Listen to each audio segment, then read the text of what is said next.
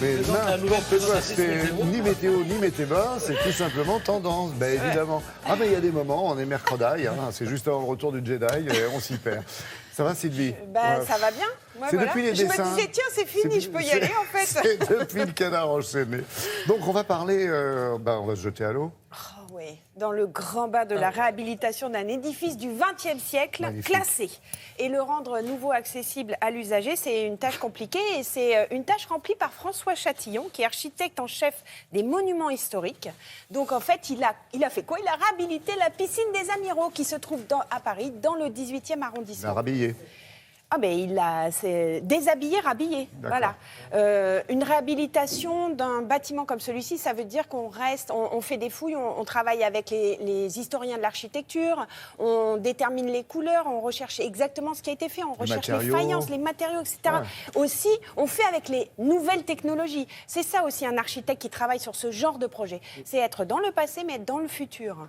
Parce que c'est quand même pas évident d'être à la fois vraiment précis avec l'architecture C'est sûr. d'Henri Sauvage, qui est l'architecte qui a construit cette piscine. Dans les années 20-30.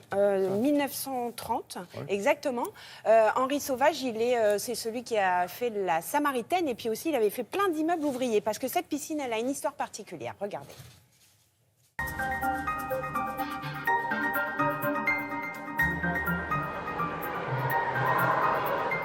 Alors la piscine des Amiraux, c'est une piscine qui a été construite par le grand architecte Henri Sauvage, l'architecte de la Samaritaine, et c'est une de ses dernières œuvres.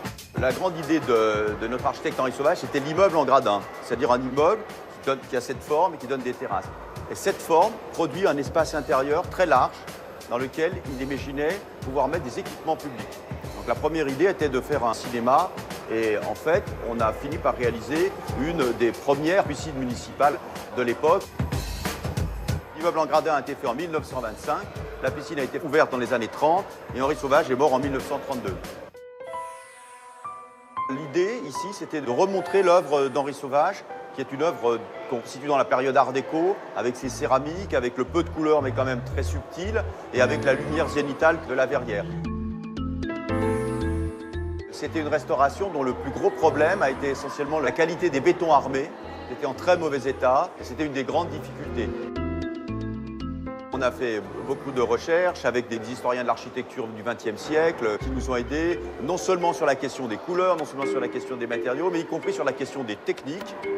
Toutes les teintes ont fait l'objet de sondages, de polychromie tout à fait subtils. On avait encore quelques carreaux qui restaient. Les carreaux des cabines sont des carreaux d'origine qui ont été restaurés un par un. Et puis on a refait d'autres carreaux sur mesure par des artisans pour le complément qui manquait.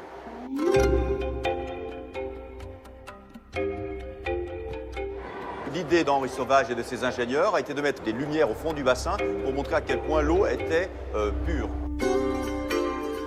On ne conserve pas le patrimoine si on ne l'adapte pas à notre actualité. En architecture, je ne parle pas, si c'était une peinture, on parlerait autrement. Mais l'architecture, c'est un lieu dans lequel on vit, c'est quelque chose qui sert à la société.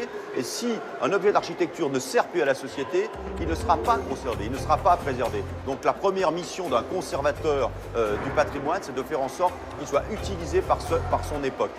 Et donc, il faut faire un certain nombre d'adaptations, de mise en conformité. Il faut le faire avec pertinence, sans détruire l'objet même du patrimoine. C'est un travail absolument passionnant. Très belles images, Sylvie. Et puis c'est envie, hein. important ce qu'il vient de dire là, Oui. sur l'usage qu'on en fait. Exactement. C'est pas pour les visiter. Et surtout, alors, quand on parle patrimoine, souvent on se dit, tiens, patrimoine, c'était 17e, 16e, 17e, 18e, Allez. etc. Or là, c'est patrimoine du 20e siècle. Et ce patrimoine, il est important aussi de le réhabiliter, de le protéger. Parce que ce patrimoine-là, en fait, on peut aussi vivre dedans. Et ça veut dire qu'on ne reconstruit pas. Alors, construire, c'est très bien, mais aussi réhabiliter, c'est bien aussi, notamment dans cette notion d'éco-conception qu'on vit actuellement. Et l'architecture va aussi vers ce mouvement-là. Et François Chatillon, chapeau. En ce moment, par exemple, il travaille sur le... Comment ça s'appelle? Mince. Comment ça s'appelle? Oui. Attendez, le Grand Palais sur le Grand et Palais. l'Arc de Triomphe. Merci Et voilà. beaucoup, Sylvie. On s'est bien marré et on a appris plein de trucs.